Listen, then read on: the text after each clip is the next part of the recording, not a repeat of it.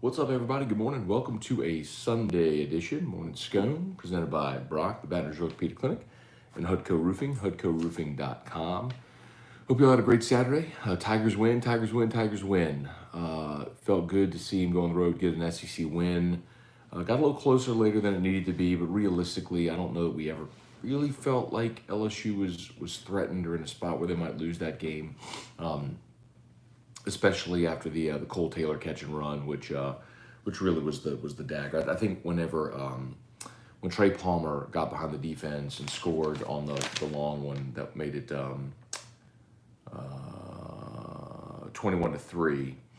That at that point you're up 18, you're up 3 scores. I mean, Mike Leach's offense. I mean, they were running through it on the broadcast, but how his offenses have had comebacks. But realistically, then you didn't think. That they had a shot to get back in it, but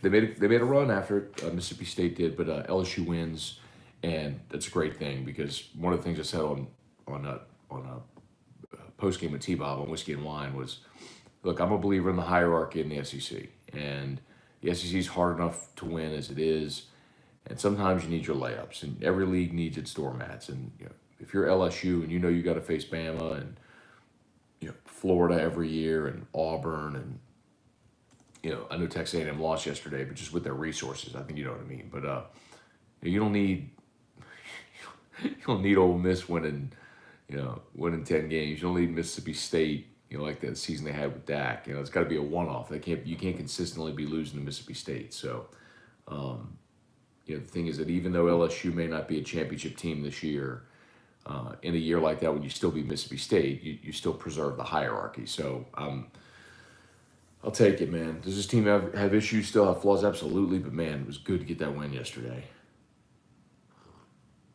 All right, let's say some good mornings. See what y'all got. Facebook, please like the page, share the post. Like the page, share the post. YouTube, smash that like button. Good morning, good morning, good morning. Good morning, Tim Gotro, Joey Vincent, Truax, what's up? Bubba Tatum, wipe your feet on the trivia on the way. Very nice. Yeah, Kelly Presley, Daniel Sinetz, good morning. Charlie Gale, Ben Boudreaux, Breezy Bro, what up, what up?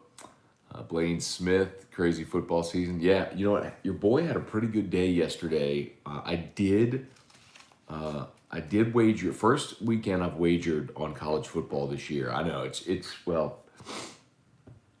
football season, and then Hurricane Ida with Hudco created just an avalanche at the start of the season. So I've had very little time to even pay attention to that and try to bet on games. But I did yesterday, and I had Notre Dame, which was a money line play, and they won the game.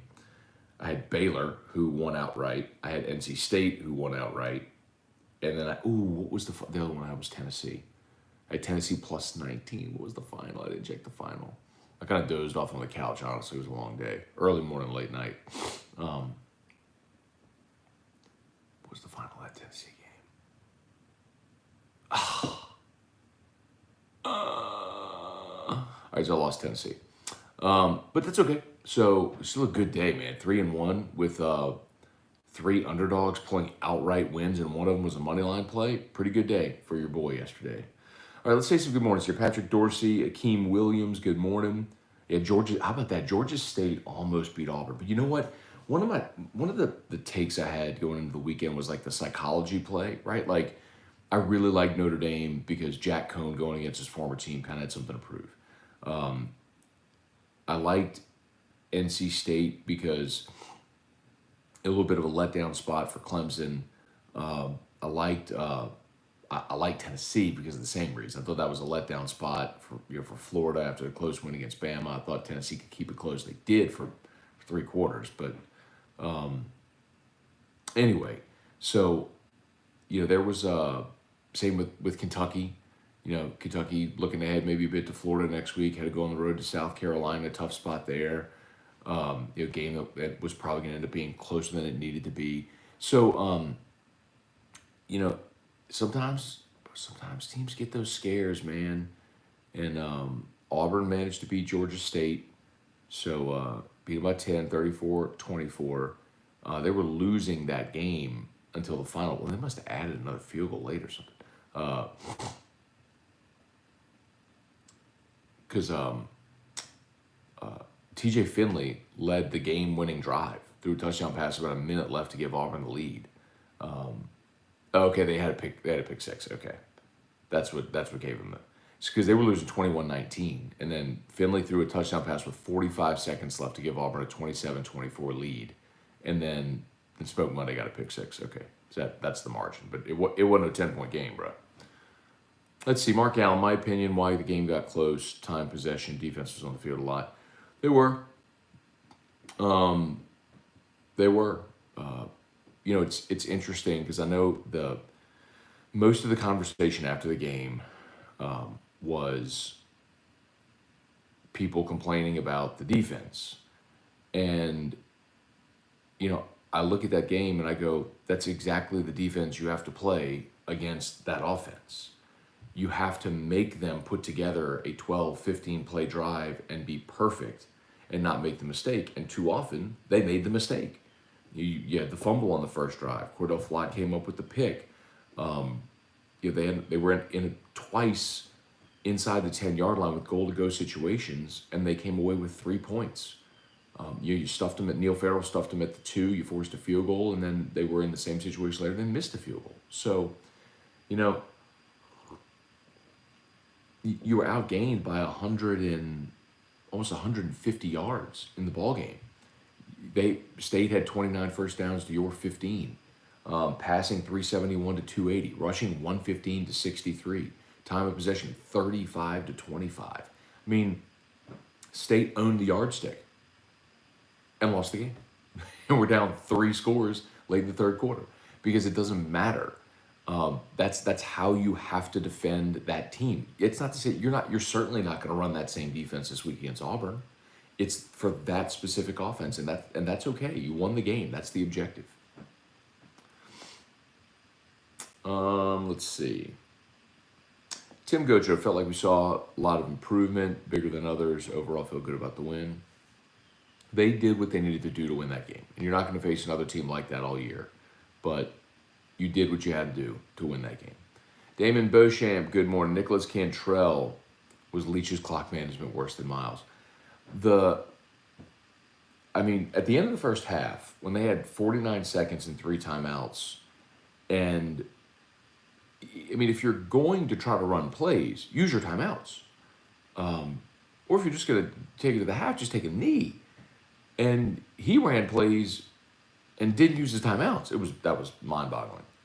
And then to review the illegal touching was boneheaded, because when you called for that review, when you challenged it, you lost. It cost you your only timeout. Had they kept that timeout in their pocket at the end of the game, State would have gotten the ball back with about 25 or 30 seconds left. It's not to say they could have done anything with it, but you would at least have a chance. Let's see, DC, the Bayou Bengal. Hey, Matt, was at the game yesterday. Great environment. Very cool. Kenneth Martin, good morning. Wormtail, Montana.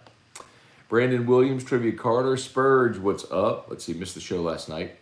In the face of our weak O-line, what's your take on Johnson's performance? I thought Max Johnson was really good last night, or yesterday. He had the 1 pick, but 4 touchdowns. The pick came on an underthrow. 50-50 ball.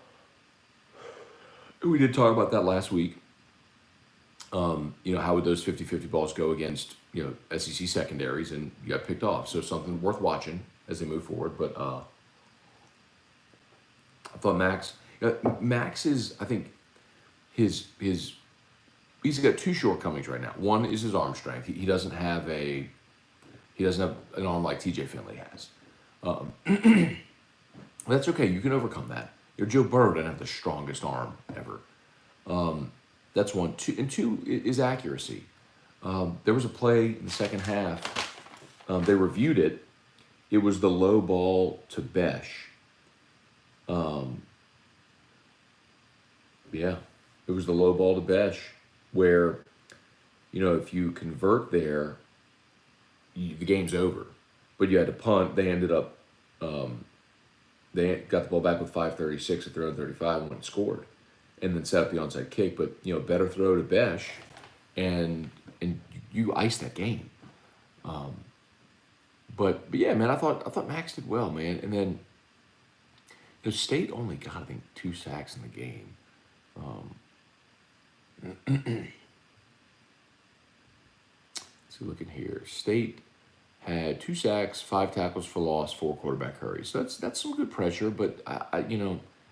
It wasn't overwhelming like it was against UCLA. All right.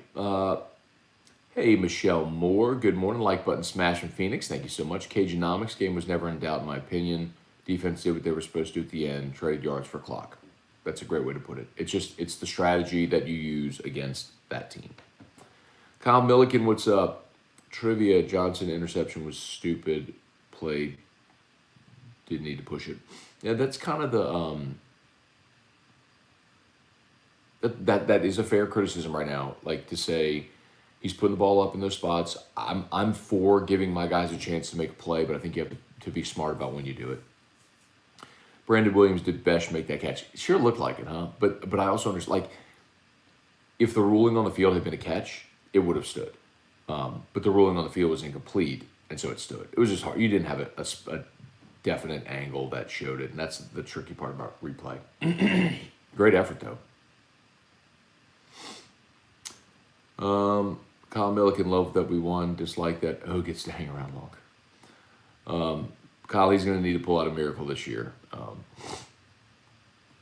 But if he does, awesome. If they go on and finish 10-2, and I and a lot of other people will be dead wrong about the direction of this team and where he's got them, I would happily trade being wrong for a winning football team. So let's cheer for him, man. Like, let's cheer for this team. Let's hope that they beat Auburn. I mean, LSU hadn't lost to Auburn in Tiger Stadium since 1999. Let's not see that streak end. Let's beat Auburn next week, man. Let's have some fun with this. Merrick Mathern, good morning. Cagenomics, Finley Johnson's going to be interesting. I don't know that Finley's going to start. I understand why they put him in last night. I mean, you're losing, and Bo Nix was playing terribly, and you needed something, so they put Finley in and, made it happen. Irfan Sayad, good morning. Hey, Janet, good morning. Gulf South. Besh definitely caught that. Yeah, you can't say definitely. I think, like, it looked like he did, but could the ball have hit the grass when he flipped it back up to himself? Yes. Has he caught it and rolled over and he got hit and the ball sort of jostled? Did it hit the ground? Possibly. Like, that's the kind of thing that none of those angles showed. But it was great effort. So I understand why they ruled it the way they did. Let's see. Tim, I agree, trivia. I think replay didn't have a clear angle for overturn of the call. I agree with that. Janet, are you picking LSU over? Not sure yet, Janet. Boy, Auburn sure was on the ropes yesterday against Georgia State. So I don't know. I mean, LSU's beaten Auburn and Baton Rouge every year since 1999. I'm inclined, Janet, to say, like, I'll tell you, before the season, I picked LSU to beat Auburn. I figured LSU would lose at Ole Miss, at Bama, and then go 2-1 at home against Auburn, Florida, A&M. And I thought they'd beat Auburn and probably split Florida and A&M, which maybe still could happen. A&M with Zach Calzada at quarterback is just not a good football team. Like, they're not a good offensive football team. So you see what I mean? Like, the more you learn about teams, like, the more...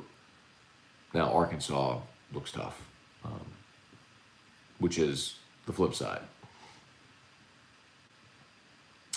Let's see. Arkansas might be a problem for a while if they get better talent. Let's see. The holding call on the 2-point play was complete BS. Yeah, that was... Yeah, I don't think that was holding. I think that was a terrible missed call.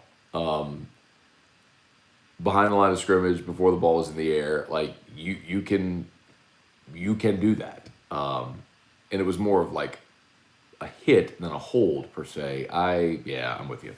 I thought it was a bad call. Did you hear Rich Condon's rant on Stingley? Called him a prima donna. He also went off on the transfer portal. Handy sounded irritated. I did not hear it, Brad. I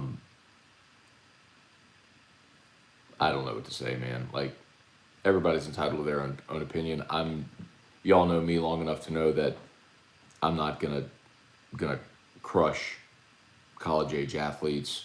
I don't know how you call Stingley a prima donna when he's literally standing there in a walking boot. I mean, like the kid's hurt. What are you talking about? Scott Chauvin, excited about Arkansas and Georgia. Yeah, man, how about that? Marty Savoy, let's see. Good morning. Ray, what's up, Ray Wright? Good morning, Lance Richard. Defense did its job. The O-line is still terrible. The problem, the inability to run the ball is a problem. Like, there's just no way around that. And it's going to continue to be a problem because I don't know how you just improve there, right? Like, your line is what it is, and your competition is only going to get tougher. So, if you couldn't generate a run game against McNeese and Central Michigan. I mean, yesterday you ran it 27 times for 63 yards for an average of 2.3. That's not sack adjusted, so you were sacked twice. I don't see the yards lost on the sacks, but you had a couple of nice runs. I mean, Thaddeus Price ripped off an 18-yard run, but you're just not a physical running team that's going to take over a game running the ball, and that's kind of a bummer because LSU's always had that, right? They've always been able to lean on that. Sean Anthony Berthelot, good morning. Brandon Atchison, Georgia has a legit shot to beat Bama in Atlanta. I'd like to see them face a great offense before I make a final decision. The defense has been impressive. Brandon, what if Ole Miss wins the West? Like, I'm telling y'all right now, I'm picking Ole Miss to go to Tuscaloosa and win this week. I've been on them since we talked to Matt Corral at Media Days. I told y'all then that this offense was uncomfortably confident. And if Lane Kiffin's calling the plays, they're going to score. Hell, they scored on them last year. They just couldn't stop anybody. Now they actually have somewhat of a competent defense. I mean, shoot, we just watched Florida outrush Bama by over 100 yards. And Ole Miss gets an extra week to prepare. I'm picking Ole Miss. Just telling you straight. I'm picking Ole Miss straight up to win that game. Patrick Cason, good morning. Scott Chauvin don't sleep on Arkansas. I don't think anybody's sleeping on Arkansas anymore. The way they beat Texas and Texas A&M, nobody's sleeping on them anymore. Sidney Bonnet, offense had a chance to ice it in the second half, but couldn't hold the ball. Tell you what, the one time where it almost got interesting, it never really felt like it was in doubt. The one time where it almost got interesting, Palmer scores on the touchdown to make it 21-3. Mississippi State gets the ball. This is late in the third quarter. And they go and they score to make it 21-10. That was their first touchdown. It was the seam right over the middle. So it's 21-10. LSU gets the ball back. And this is like the start of the fourth quarter. And LSU's punting. And they called the personal foul for the leaping penalty. Because right now you're in a 2-score game, and State's about to get the ball back with a full quarter to play. And your defense has been on the field the whole game. And they called the personal foul for leaping. LSU maintains possession. And 2 plays later, Cole Taylor had the 41-yarder. And at that point, it's 28-10, and that really felt like it was it. And State scored on each of its final 3 possessions. So could it have been different without the leaping? Maybe, but it wasn't. So, LSU was opportunistic defensively all day, which is what you have to be against a team like that. You tackle well, you keep them in front, you don't get beat on a deep ball, and LSU didn't. They played exactly how you're supposed to play against that offense, which is exactly what we've been talking about for a year after last year's game where they didn't. Dan Ducote, after the UCLA game, to be 3-1, way to man up, Tigers. No doubt. I don't think anybody thought that they were going to struggle with either McNeese or Central Michigan. But look, I picked them to lose yesterday. I after what I saw against UCLA and what challenge they faced on the road in Starkville, 11 a.m. against that offense, I needed to see it from Durante Jones. And They had the right game plan, and the players executed it great, which was a which is a really good win. So everyone who thought they were going to go winless in the SEC, they're not going to go winless in the SEC. LSU will never go winless in the SEC. Like, God help them. Preston Schulze, let's see. Team looks to be improving. Besides the O-line, week by week, winning can solve all. Look, the defensive improvement is the best part, man. Look, Cordell Flott played a great game yesterday at nickel. He had the forced fumble, and the interception. He had some really nice plays. Saw Dwight McLaughlin run out there and play really well. Jay Ward was back at safety. Ali Gay was in and out. So we did see Gerald Cherry at defensive end. We saw Mason Smith. In the second defensive series, we saw Mason Smith at defensive end. Mike Jones played a lot yesterday also. Oddly enough, late in the game, like on that final or second to last drive, you had Mike Jones and Bug Strong in a linebacker late in the fourth quarter. So probably just because defense has been out there a lot trying to give guys rest. But, yeah, it was good. Defensive improvement is encouraging for sure because the defense can keep you in games. Patrick Dorsey, listen, people, the race for second and third will be fun. Bama will most likely give everyone a loss, so it's about who can beat who. I'll sleep on all this, bro. I'm telling you. Patrick, I'd still take Max over Finley. Patrick, the sample size is small, but I think both are going to be really good quarterbacks. TJ Finley physically has a great skill set. Look, I mean, he went on the road and led a comeback in the rain against Arkansas, blew out South Carolina in his first start. Had some freshman moments. The Auburn game was a mess last year, but I think they're both SEC quarterbacks, and both are going to be really good. Larry Freeman looks like Max is adapting to have an offensive line. Bob Poole, Arkansas goes as their quarterback goes. Jefferson got hurt. They didn't look the same. That's true. Scott Fields, good morning. Dylan Landry, West Shin. The PA to TDP. They bit hard on Johnson. Throw to Butte. Beautiful. Oh, the play action. Got it. Yes. And I think it was on the Palmer touchdown where TDP picked up the blitzer.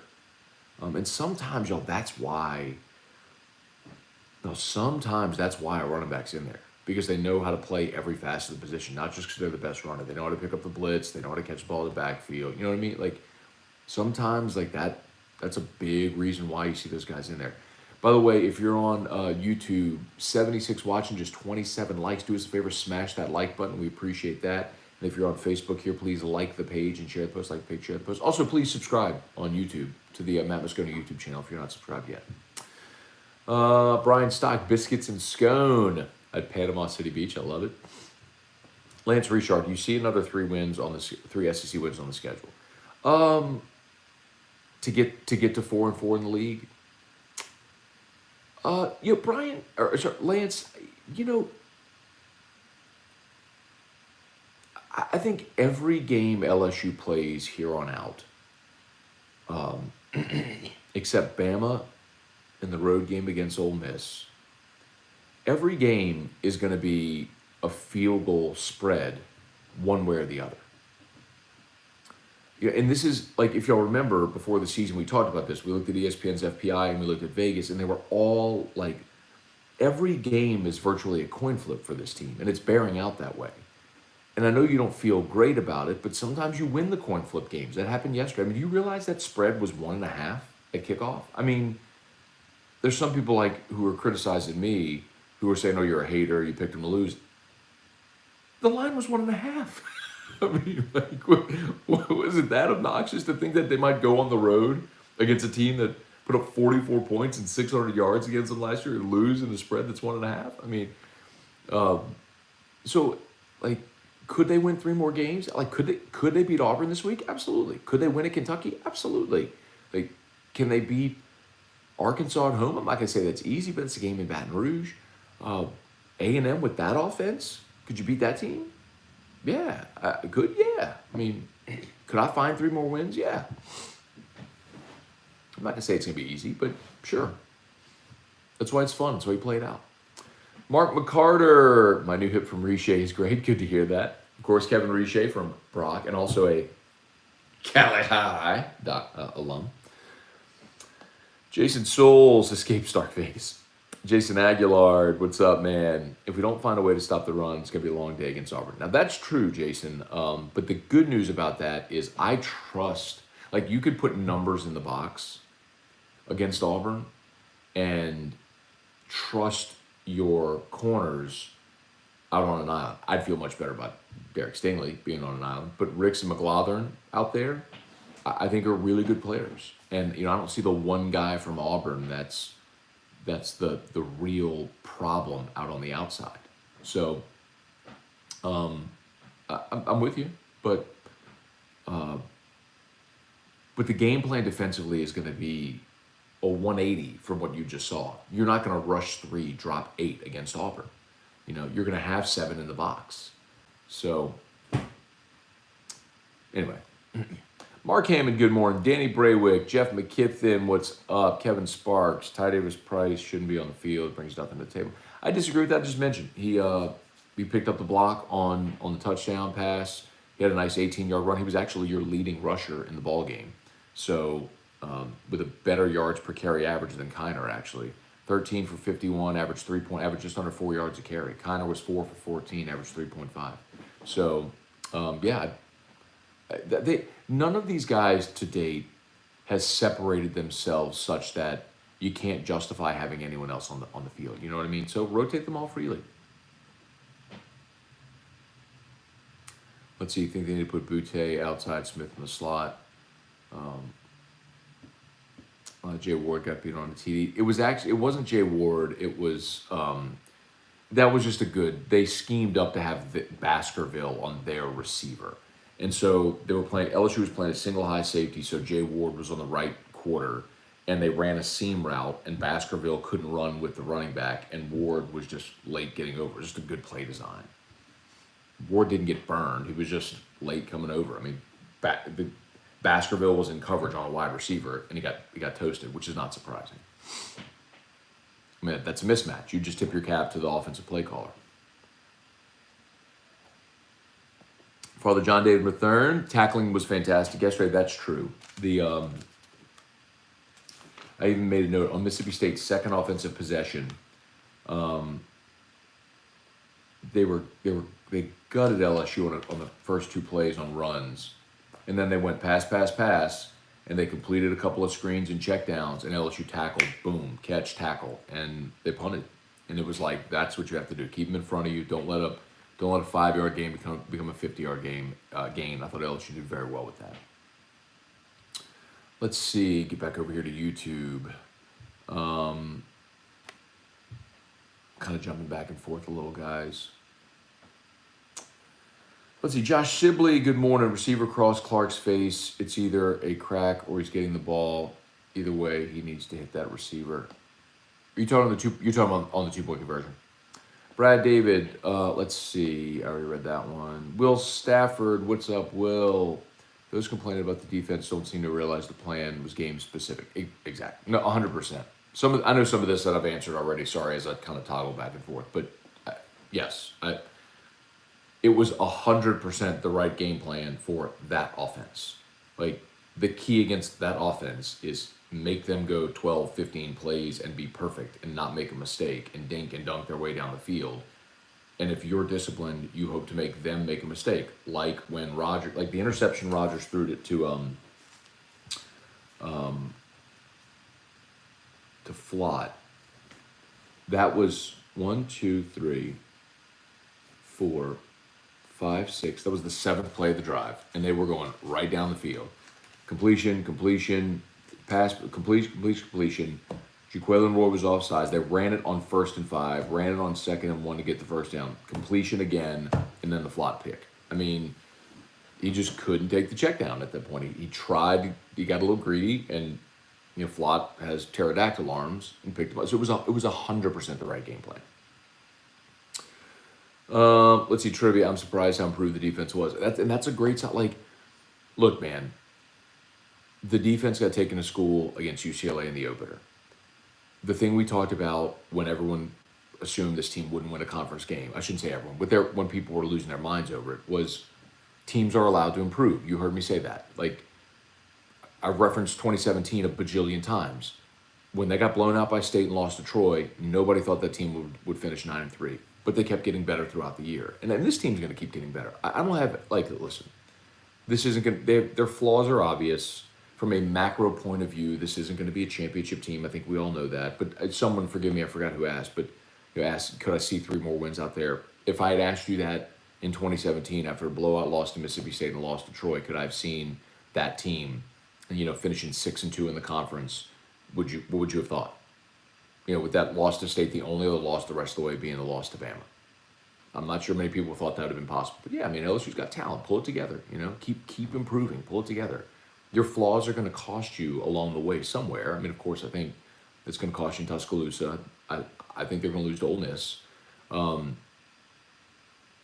shoot, man, if they lose those 2 games and win the rest, and you finish 5-3 in the league, that'd be a hell of a turnaround.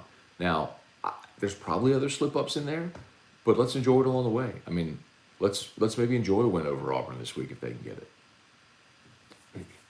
Let's see, Kyle Milliken, the receiver for State, tripped Damone Clark. That's why he hit the running back in the 2-point play. John Malonzo, morning, Matt. I'll take W's any way we can get them at this point. Hopefully the Saints cap off a good weekend. How's Drew been doing? Thank you, John. Drew's doing great, man. Thanks for asking. And I did pick the Saints to win today. I am definitely interested to see who the inactives are going to be. But based on the injury report on Friday, it looks like the Saints are going to get C.J. Garner-Johnson back. It looks like they're going to get Marshawn Lattimore back today as well. Davenport and Quan are on IR, but you're going to get Chase Hansen. So you will have some depth at linebacker. You get Tano Passanio back as well, so I'll give you another big body at defensive end. I know you're on the road, but you're going up against a rookie quarterback. Patriots dead last in the NFL in red zone efficiency at 28%. Saints first in the NFL at 100%. If you protect the football today and make Mac Jones beat you up and down the field, I don't think he can. I think the Saints will win this game. So I do like the Saints today to win the game against New England, which is going to set up a great environment next week in the Dome at home against the Giants. So go get this one today. Let's see, morning from Auburn. After living here and working for the university for a few years, seems the fans and students don't have a lot of faith or even like Bo Nix. Finley gets the start against us. I will be interested to see that, Stephen. Boy, that would be a tough spot for Harsin, right? If he starts Finley on the road, his first start for Auburn on the road in Baton Rouge, it would be great theater. Let's see, Max needs to run it more. He had about 4 times he could have run to extend drives. I agree with you on that trivia. I wonder, I think a lot of that is going to be game feel, though. How do you balance, this is a good question, right? If you're Max Johnson, how do you balance knowing your backup is a true freshman, you really don't have great depth, and you need to protect yourself? How do you balance that with being aggressive, and knowing when to make play? Like, you need to just react and not think. But that probably just comes. That'll come. But I agree with you. Taylor, let's see, grade for both coordinators after 4 games.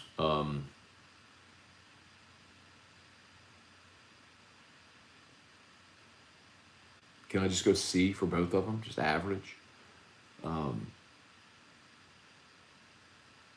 They were both, I'd say after the first game, Durante Jones failed and Pete's was at about a D.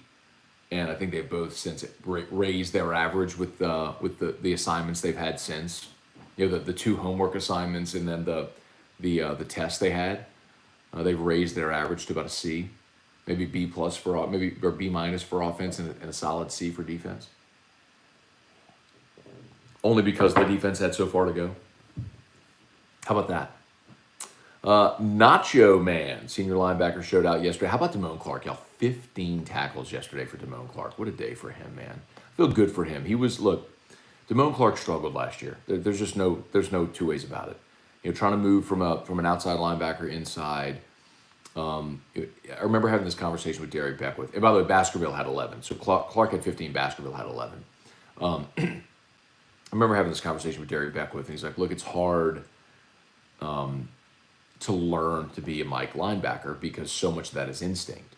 When you're in the wash between the tackles and you have a 300-pound offensive guard coming at you, you can't really engage and then react to where the running back goes because you're going to be a step behind.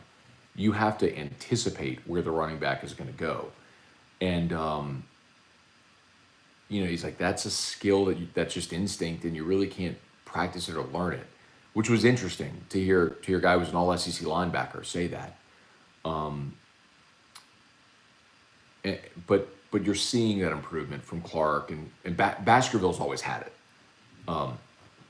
Clark is a guy that you get him outside the tackle box, and he can run sideline to sideline and make plays. But making tackles, making plays between the tackles. Like this week is going to be interesting with Auburn coming in with Sean Shivers and Tank Bigsby and that whole crew. Like this is going to be an interesting week for those linebackers.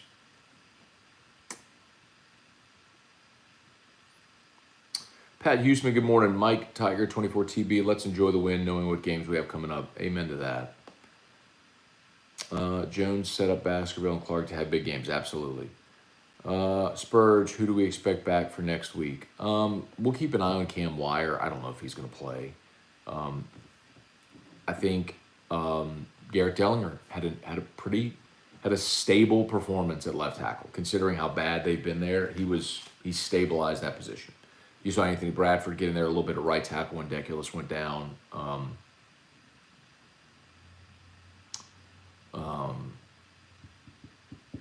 Who else? Yeah, I know we talked about it this week, but they were expecting, LSU was expecting to get John Emery and Trey Bradford back for this game for Mississippi State.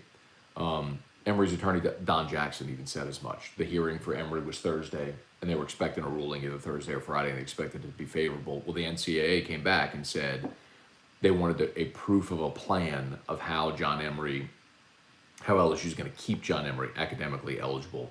And so they put it off another week. So, whenever I say the NCAA is judge, jury, executioner, and there are no checks and balances, and they don't have to operate on precedent, they can do whatever they want. That's why it's so hard to predict what the NCAA is going to do, because they can do whatever they want. There's no one to hold them accountable. But knock on wood. Let's hope they get them. Let's hope they get Emery and Bradford this week as well. I'd love to see it, considering the opponent. Let's see, Tim, the draw play right before the second Booty touchdown catch was a great run call. Pete's Price, the O-line, does need credit for the call and execution on that play, as much as I criticize them normally. Was that the 18-yarder?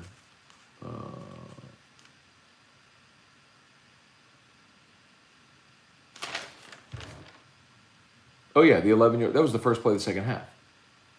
Yeah, the first play of the second half, they ran the draw up to the Titus Price, got 11 yards, and then went deep to Booty.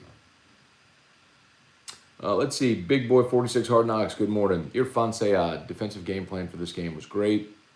Based on those comments, it seems like that was the main reason for that hire. Hope that all the eggs weren't in that basket and he can plan for others. We'll see, man. Let's see, Pat, sorry I'm late to the party. Is Arkansas for real or is A&M overrated? A&M,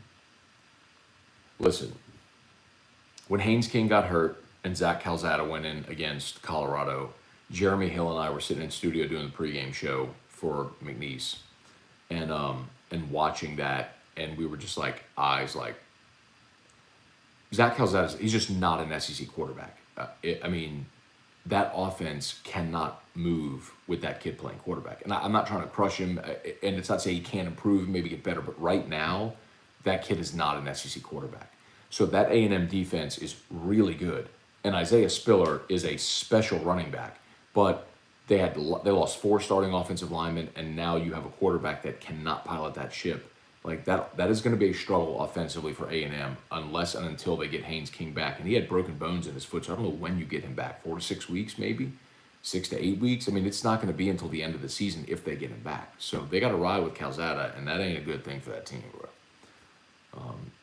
But Arkansas is much better than I gave him credit for, and I think most people gave him credit for.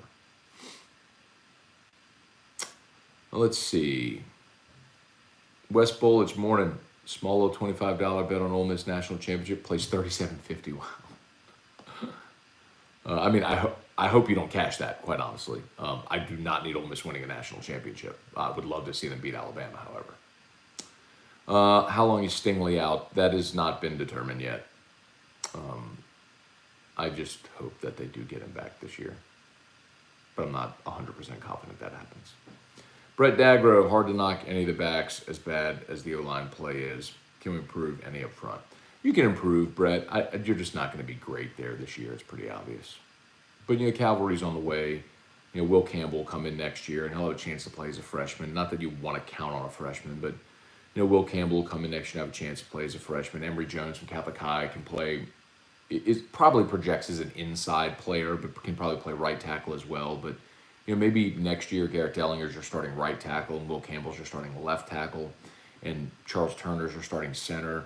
Then you have a battle with guys like Martinez and Xavier Hill, some of the other guys we've seen this year if they return, to see who gets those other two spots on the inside. Because you're going to turn over your whole line this year. Cam Wire will be back, but does he, maintain that spot? Maybe. As always, y'all, shout out to Brock Rock and Wine coming up October the 30th. That's LSU's open date at the Renaissance Hotel. Live music, food from some of the best restaurants in town. Going to be live auction items, all benefiting the Brock Foundation, which provides athletic training services to high schools all around the area for free. So check it out, brortho.com, brortho.com, and of course, HUDCO Roofing, hudcoroofing.com. A lot of people still need roof help. If that's you, holler at us, hudcoroofing.com, hudcoroofing.com.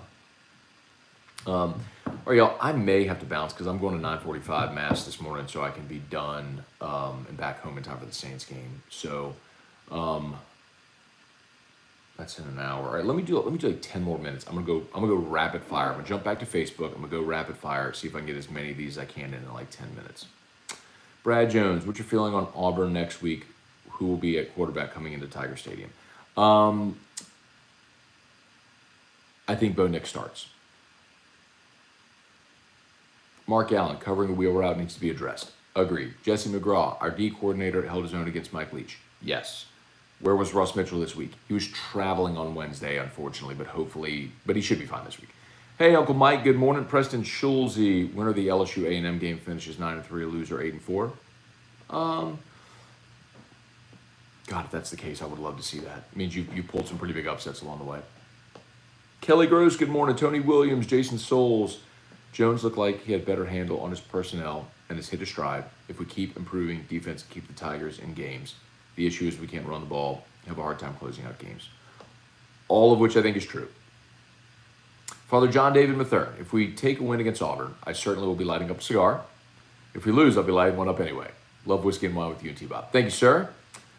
Kenny Doran, good morning. LSU can beat Auburn. I agree, Kenny. I think they can beat Auburn. Georgia State almost beat Auburn. It's a game in Tiger Stadium. LSU's beaten Auburn in Tiger Stadium every year since 1999. I completely agree that they can win that game, especially with the struggles Bo Nix has had on the road in his career. I completely agree. LSU can beat. That's one of the games I had LSU winning before the season was the Auburn game. So let's hope that they get healthy and go win it. Georgia State coach said Auburn won because of officiating. I did not watch every play of that game, so I'm not sure. It's unbelievable how bad a running game is. I have to get half the class as O-linemen. They got a couple of good ones already committed, and they will get more. Michael Cook, good morning. Nicole Havard, I was not upset with the O-line. Johnson had time, and the game progressed. He did not look scared. Patrick Cason, Matt, I agree. Max doesn't look as commanding as he did last year. Perhaps it's because he's thinking more instead of reacting instinctively. That said, he still threw for 4 touchdown passes yesterday and has thrown for at least 3 touchdowns in every game he started. I mean, he still hasn't even started cumulatively a full season yet. He started 2 games last year and now has started 4. So he's made 6 starts in his career, and he's thrown for at least 3 touchdowns in all 6. That's still pretty remarkable. So context matters.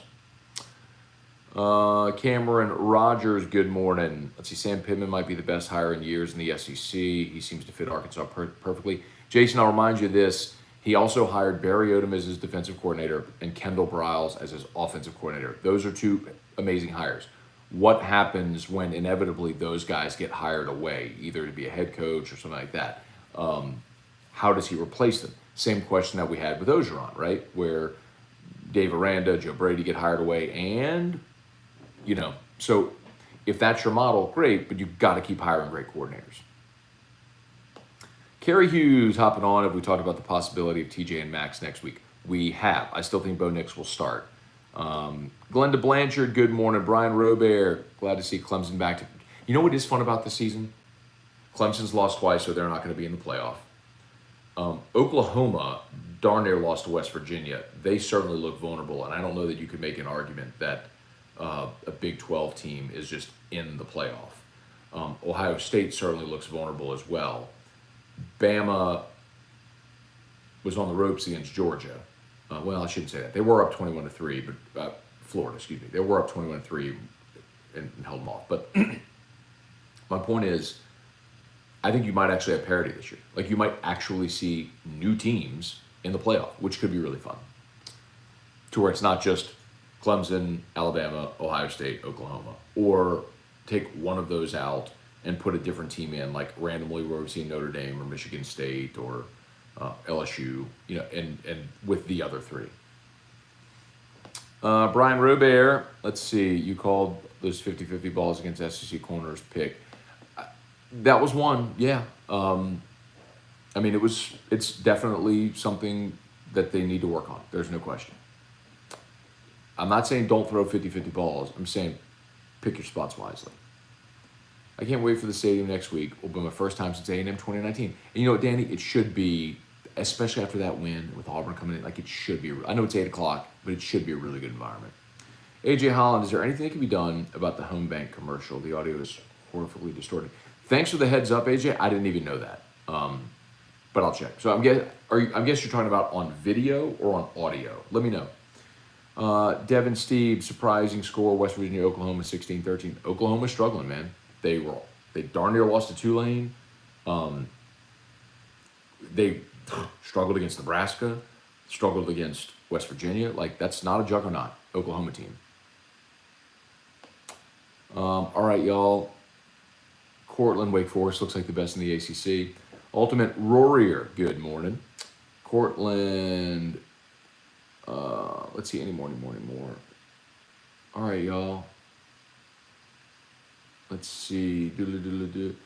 Thomas made a big catch. They showed commercial. Talk about nice timing. Turd Ferguson, did you eat your crow yet? Turd, sure. Picked Mississippi State to win. And I will always happily be wrong. But when you're talking about a game that's a 1.5 point spread, coin flip game, sometimes you're going to win, sometimes you're going to lose. I mean, I picked LSU to beat UCLA and they lost. So, God, I would love to see. I mean, I would love to see LSU continue improving and go on and be a 9-3 football team, and has some really nice wins along the way. Let's see. All right, y'all, I think we're done. All right, I got to go. I need to go shower. I need to get to church. So y'all have an awesome, awesome day. Brian Thomas. Oh, got it. Yeah. Okay, y'all. Y'all have an awesome day. I got to get rolling. If you're on Facebook, please like the page, share the post. YouTube, smash that like button. We appreciate y'all. Have an awesome day. And who dat? See the Saints go get a big win over New England. I think they do. I'm picking the Saints to win today in New England. Close game. But Mac Jones turnovers, red zone efficiency, getting Lattimore and C.J. Garner-Johnson back today, huge boost to the Saints. I'm going to pick the Saints to win a close one up in New England. So, all right, y'all, have an awesome day, and we'll see you tomorrow for more Scone. Peace.